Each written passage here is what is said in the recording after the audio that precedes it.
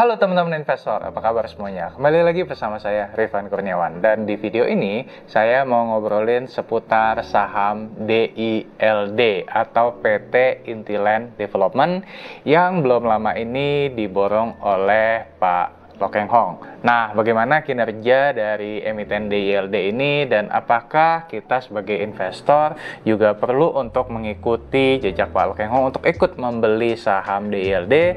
Saya akan bahas di video ini, so stay tune terus.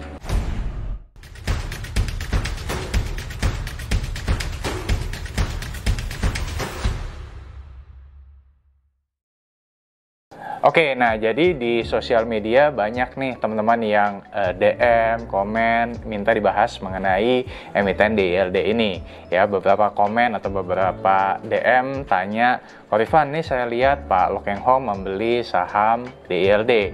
Ya, gimana sih kinerjanya dan apakah kita bisa ikutan untuk masuk ke saham DILD ini? Nah, jadi belum lama ini memang Pak Loh Keng Hong masuk ke saham DILD di harga rata-rata sekitar Rp147 per lembar saham dengan nilai transaksi kurang lebih sekitar 4,5 juta lot di tanggal sekitar 10 Agustus 2022. Transaksi ini juga turut membuat harga saham DILD yang tadinya sideways cukup panjang ya di kisaran sekitar 140 sampai dengan Rp150 per lembar saham sempat naik ke atas Rp200 per lembar saham. Sebelum kemudian harga sahamnya terkoreksi ke level sekitar di Rp10 per lembar saham per video ini dibuat. Apakah saham DILD ini layak untuk dibeli atau tidak? Saya sendiri memiliki pandangan terkait emiten DILD ini. Oke, pertama kita bahas dulu tentang proyek-proyek yang dimiliki oleh DILD. Oke, jadi buat teman-teman yang belum tahu, emiten DILD atau PT Intiland Development ini bergerak di sektor properti. Properti yang dimiliki atau dibangun oleh PT Intiland Development ini memang ada banyak nih teman-teman.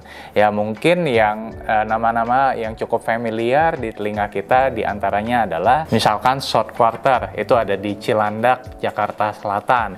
Kemudian ada juga apartemen Regata di kawasan Pluit, Jakarta Barat. Atau mungkin teman-teman yang tinggal di Surabaya mungkin kenal dengan perumahan yang cukup elit yaitu Graha Family. Nah, itu adalah beberapa proyek yang cukup populer yang dikembangkan oleh PT Intiland Development. Selain itu, ada juga proyek-proyek yang saat ini masih under construction, ya misalkan seperti Aeropolis, kemudian juga 57 Promenade fase 1, SQ Residential, dan juga Tierra fase 1. Kemudian proyek-proyek lainnya yang juga masuk ke dalam pipeline ada Pinang Apartemen, West One City, Serenia Hills Apartemen, Graha Golf fase 2, Graha Natura Apartemen, ataupun 57 Promenade tadi. Anyway, kalau kita bicara soal land bank, nah land bank dari PT Intiland Development atau DILD ini juga masih cukup besar. Per kuartal 1 2022, DILD sendiri masih memiliki sekitar 2.250 hektar, di mana sekitar 1.530 hektar itu ada di Jakarta dan sekitarnya, dan 722 hektar ada di Surabaya dan sekitarnya. Nah, artinya land bank dari DILD sendiri ini cukup untuk pengembangan pembangunan selama kurang lebih 20 tahun yang akan datang. Oke, nah mungkin teman-teman bertanya, kok tadi udah dijelasin tentang proyek-proyeknya Intiland ini ada banyak, kemudian juga land bank-nya juga cukup besar. Nah, apakah ada potensi kedepannya untuk emiten DILD ini? Memang kalau kita lihat sekilas dari proyek dan land bank yang dimiliki oleh DILD ini cukup menjanjikan. Akan tetapi saya melihat ada risiko-risiko lain di luar proyek yang sedang dibangun dan juga land bank yang dimiliki tadi. Nah, sekarang kita coba lihat apa aja risikonya. Dari sisi kinerja, kita coba lihat dulu nih, secara pencapaian revenue atau top line dari PT Intiland Development ini memang secara jangka panjang masih dalam tren yang meningkat, di mana pada tahun 2011 PT Intiland Development mencatatkan pendapatan sebesar Rp939 miliar, terus meningkat sampai dengan tahun 2020 lalu ada di level sekitar Rp2,9 triliun. Ya, akan tetapi pada tahun 2021 dan tahun 2022 ini secara top line pencapaian revenue dari PT Intiland Development ini agak mengalami penurunan. Tapi itu bukan masalah yang cukup besar karena memang ada cukup banyak emiten properti lainnya yang juga mengalami kinerja yang lebih rendah saat ini, terutama saat pandemi COVID-19. Akan tetapi yang saya mau lebih soroti di sini adalah dari segi pencapaian marketing sales-nya. Nah, kalau misalkan teman-teman lihat di sini, marketing sales dari PT Intiland Development tahun 2017 sampai dengan tahun 2020 ada dalam tren penurunan, di mana pada tahun 2017 PT Intiland Development bisa mencatatkan marketing sales sebesar 3,3 triliun rupiah, tapi terus turun sampai dengan tahun 2020 lalu itu hanya sebesar 1,5 triliun rupiah saat pandemik. Nah, memang pada tahun 2021 PT Intiland Development bisa mencatatkan marketing sales yang kembali bertumbuh di level sekitar 2,3 triliun, dan sampai dengan semester 1 2022 ini PT Intiland Development mencatatkan marketing sales sebesar 1,1 triliun rupiah. Akan tetapi kalau kita pakai benchmark di tahun 2017 kemarin, maka rasanya pencapaian marketing sales dari PT Intiland Development ini belum bisa menyamai tahun-tahun seperti 2017 yang lalu.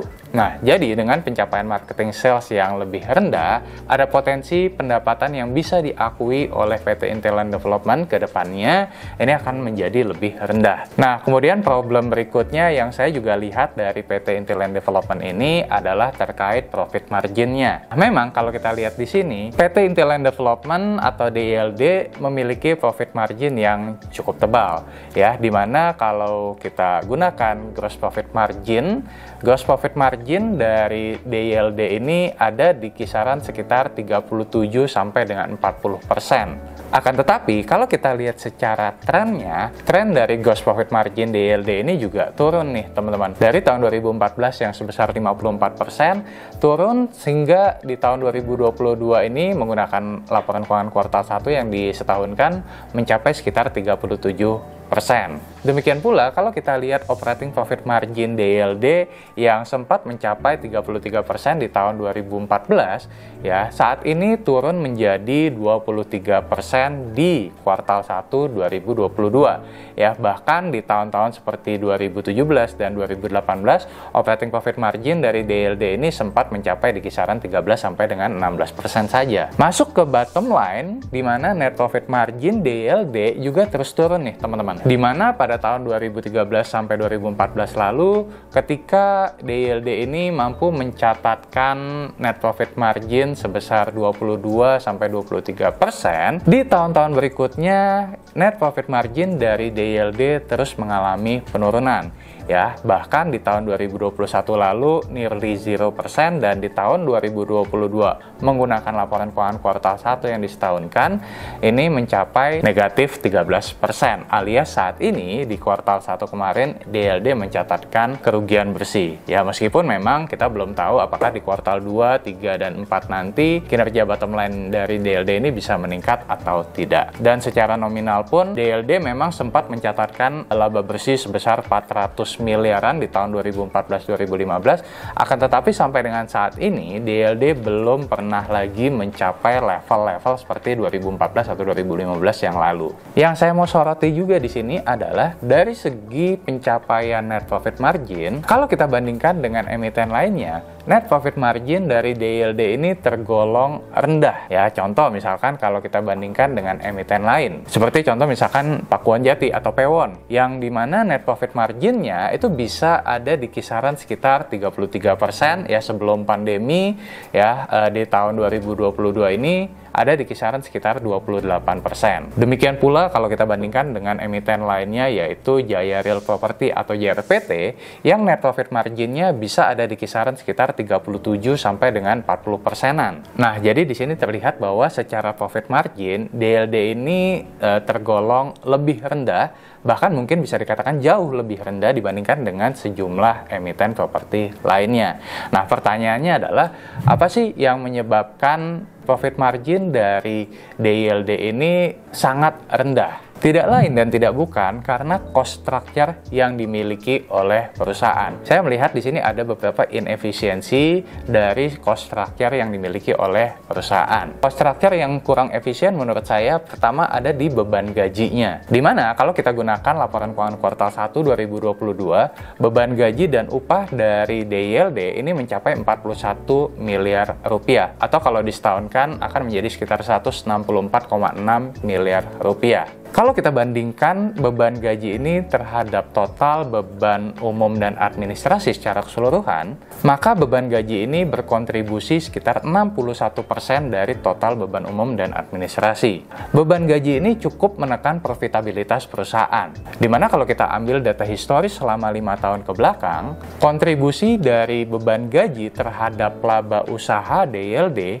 itu bisa mencapai 39%. Ya, bahkan di tahun 2017 kemarin, kontribusi beban gaji terhadap laba usahanya DILD itu bisa mencapai 60%. Kalau misalkan teman-teman lihat di tabel ini, memang terlihat ada upaya dari manajemen untuk melakukan efisiensi dari sisi beban gajinya, di mana pada tahun 2017 kontribusi dari beban gaji ini adalah sekitar 60% dari laba usaha, memang mengalami penurunan menjadi sekitar 31% di kuartal 1 2022. Ya, akan tetapi saya melihat bahwa angka ini masih terlalu besar. Alangkah baiknya kalau kedepannya emiten juga bisa menekan beban gaji ini menjadi lebih efisien lagi, sehingga kontribusi beban gaji terhadap laba usaha bisa menjadi jauh lebih kecil. Nah, yang kedua, selain dari beban gaji, cost structure yang juga kurang efisien menurut saya ada di beban bunganya. Di mana per kuartal 1 2022, beban bunga dari DILD ini bisa mencapai sekitar 101,9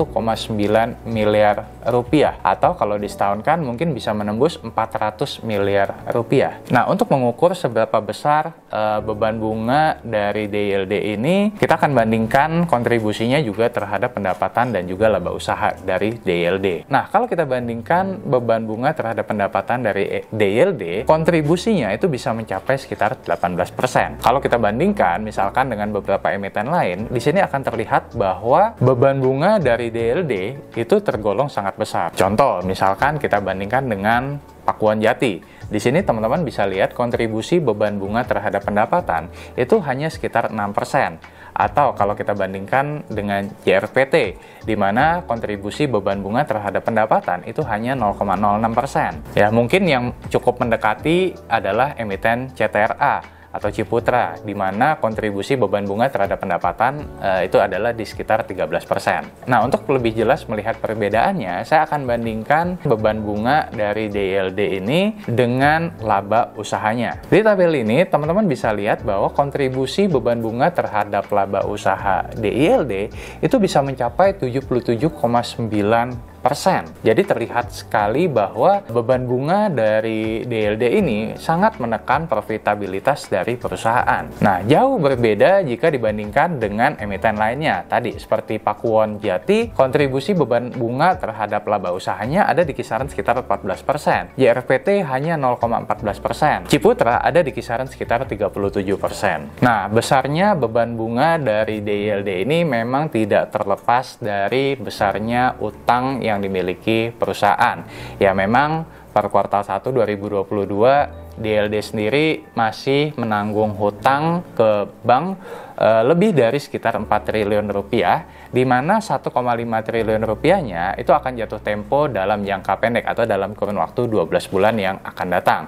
Ya, sementara sekitar 2,5-2,6 triliunnya lagi memang jatuh temponya masih lebih panjang dari 1 tahun. Ya, akan tetapi di saat PT Intiland Development atau DILD ini belum bisa meningkatkan lagi marketing salesnya, di sisi lain hutangnya juga tergolong sangat besar, ini memunculkan risiko tersendiri bagi kinerja emiten ke depannya. Cost structure ketiga yang juga menekan profitabilitas dari emiten DILD adalah komponen pendanaan atas liabilitas kontrak. Kalau kita lihat di sini, komponen pendanaan atas liabilitas kontrak kurang lebih sebesar 101 miliar per kuartal 1 2022. ya, atau kalau kita setahunkan ya sama sekitar 400 miliar rupiah. Jadi besarannya kurang lebih sama dengan beban bunga yang ditanggung oleh DLD tadi. Jadi komponen pendanaan atas liabilitas kontrak ini terjadi atau disebabkan karena adanya cadangan beban biaya untuk beban bunga yang mungkin akan terjadi apabila pihak customer gagal dalam melakukan pembayaran cicilan KPR. Beban ini muncul atas implikasi dari pemberlakuan kebijakan PSAK 72. Nah, jadi itu tadi 3 hal yang menurut saya cukup membebani kinerja profitabilitas dari DLD. Nah, sekarang bagaimana dengan valuasinya? Nah, secara valuasi memang kita bisa katakan bahwa kalau kita ukur misalkan dengan price to book value, ya, secara historical dari tahun 2017 sampai dengan tahun 2022 ini memang emiten DLD dihargai oleh pasar di bawah book value-nya, ya, di mana pada tahun 2022 per video ini dibuat, DLD dihargai di sekitar 0,3 sampai dengan 0,4 kali book value-nya. Loh, kalau gitu murah banget dong Korifan. Nah, untuk melihat apakah murah atau tidak, kita tidak bisa hanya melihat price to book value secara nominalnya saja. Tapi kita juga lihat apakah penurunan dari price to book value tadi juga disebabkan oleh turunnya kinerja perusahaan. Dan kalau kita bandingkan dengan return on equity, nah di sini terlihat bahwa memang ada penurunan kinerja, di mana return on equity dari DLD yang sempat mencapai sekitar 10% pada tahun 2014 lalu, dan di tahun 2022 per kuartal 1 yang disetahunkan ini mencapai sekitar negatif 6%. Saya sendiri melihat bahwa turunnya price to book value atau kondisi di mana DLD saat ini dihargai di bawah book value-nya ini lebih disebabkan karena memang kinerja perusahaan yang turun. Jadi saya belum melihat bahwa price to book value sekitar 0,4 kali ini adalah sebuah opportunity. Beda cerita kalau misalkan penurunan price to book value tadi tidak disertai dengan penurunan kinerja atau kinerjanya malah makin meningkat. So, sebagai kesimpulan, saya melihat bahwa emiten DLD ini sebenarnya merupakan emiten yang memiliki kinerja yang baik, ya, terlihat pada tahun 2014-2015, di mana saat itu DLD mencapai kinerja atau masa-masa terbaiknya. Kan tetapi seiring berjalannya waktu di tahun 2016 sampai dengan tahun 2022 ini, DLD belum menunjukkan tanda-tanda perbaikan kinerja. Ya, bahkan per kuartal 1 2022, DLD mencatatkan kinerja yang negatif. Selain itu, saya juga melihat bahwa adanya inefisiensi dari cost structure perusahaan membuat kinerja dari DLD ini akan cukup berat ke depannya. Seperti tadi dibahas, ada dari beban gaji, kemudian juga beban bunga, dan komponen pendanaan atas liabilitas kontrak yang banyak menekan profitabilitas dari DLD. Faktor hutang yang cukup besar juga menjadi sorotan saya, karena kalau saya sendiri memiliki preferensi untuk investasi di perusahaan properti yang tidak terlalu menggunakan leverage. Dan menurut saya PBV yang saat ini ada di kisaran sekitar 0,3 sampai dengan 0,4 kali belum merupakan sebuah opportunity karena penurunan PBV tadi disebabkan oleh kinerjanya yang turun. Akan tetapi kalau DLD ini bisa memperbaiki cost structure-nya menjadi lebih efisien, memang ada kemungkinan DLD ini bisa menjadi turnaround company atau perusahaan turnaround. Ya, kalau misalkan ya perusahaan bisa kembali ke masa-masa kejayaannya di tahun 2014 atau 2015, memang valuasi saat ini terbilang sangat murah. Oleh sebab itu, saya lebih suka untuk wait and see terlebih dahulu, melihat apakah Intiland ini bisa menampilkan kinerja yang lebih baik ke depannya atau tidak. Nah, mungkin teman-teman bertanya, Korifan, kalau seperti itu kenapa Pak Loh Keng Hong masuk ke DLD? Ya, saya cukup yakin beliau juga punya alasan-alasan tertentu yang bisa jadi tidak terlalu cocok dengan profil risiko teman-teman. Ya, jadi poin yang ingin saya sampaikan di sini adalah Pak Loh Keng Hong saya yakin punya pertimbangan tersendiri, akan tetapi saya juga tidak menyarankan teman-teman untuk hanya ikut-ikutan Pak Loh Keng Hong saja. Kalau misalkan teman-teman ingin masuk ke DLD ini, yakinkan bahwa teman-teman juga punya pertimbangan tersendirinya. Ya, jadi jangan hanya ikut-ikutan saja. Anyway, video ini tidak dimaksudkan untuk ajakan membeli atau tidak membeli dari emiten DLD. Video ini hanya sebagai referensi untuk teman-teman investor. Anyway, kalau menurut teman-teman sendiri, apakah saat ini saat yang tepat untuk masuk ke emiten DLD? Dan menurut teman-teman, apakah DLD ini bisa menampilkan kinerja yang lebih baik atau turnaround di masa yang akan datang? Coba share pendapat kalian di kolom komen. Oke teman-teman, itu tadi video dari saya, semoga bermanfaat. Kalau kalian suka, jangan lupa untuk klik like, subscribe, share, dan juga nyalakan notifikasinya supaya kalian nggak ketinggalan video saya yang lainnya. Akhir kata, salam dari saya, Rifan Kurniawan, Indonesia Value Investor. Sampai jumpa di video berikutnya. Bye-bye.